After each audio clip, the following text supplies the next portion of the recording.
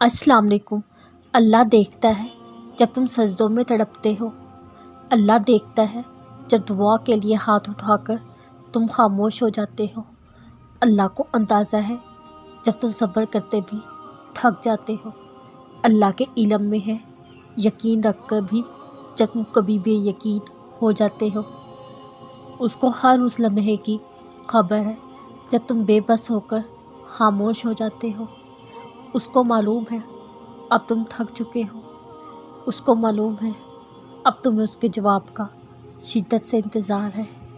یقین رکھو، صبر رکھو، امید لگانے والوں کو اللہ نا امید نہیں ہونے دیتا۔ جو سنبھالے نہیں سنبھلتے تم سے آنسو، وہ اللہ نے سنبھال رکھے ہیں، اب تمہارا نصیب بدلنے کی باری ہے۔ اللہ کی رضا کے سامنے دنیا کی نہیں چلتی، جب وہ کہے گا ہو جا، بے شک سب ہو جائے گا۔ اگر موت سے نہ ہوتے تو اللہ تمہیں دعا مانگنا سکھاتا ہی کیوں؟ دیکھنا اللہ جلد ہی ایسے وسیلے بنائے گا کہ تم حیران ہو جاؤ گے۔ انشاءاللہ قرآن کا گواہ ہے، جس کے موضوع کا تم اس رب سے مایوس ہوئے بیٹھے ہو، اگر دل نہیں بدل رہا تو ممکن ہے اللہ تمہارا نصیب بدلنے کے لیے مان گیا ہو۔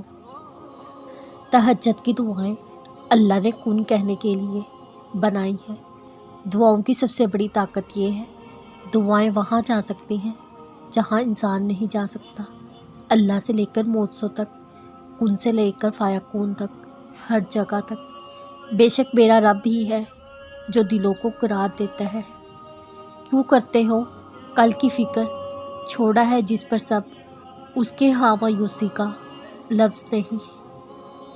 دنیا میں ایسا کچھ بھی نہیں جس پر تمہارے رب کا اختیار نہ ہو۔ جب گمان ہو اتنے پیارے، پھر کیا وہ دے گا نہیں مجھ سے؟ اللہ سے کی گئی ایک بے آواز التجا بھی مقدر بدل سکتی ہے۔ اللہ کو بہت پسند ہے جب تم دنیا سے نہیں بلکہ اس سے مانگتے ہو۔ صبر وقت مانگتا ہے اور وقت صبر مانگتا ہے۔ جو آنسو تم نے تہجد میں بہائے ہیں، ان کا اللہ کے پاس کوئی تو صلہ ہوگا۔ کیا پتہ اللہ تمہاری کہانی موت سے مکمل کرنے والا ہو، کیا پتہ تمہارے انتظار کا اجر ملنے والا ہو، اور انشاءاللہ بہت اچھا اجر جلد ہی تمہیں ملے گا انشاءاللہ۔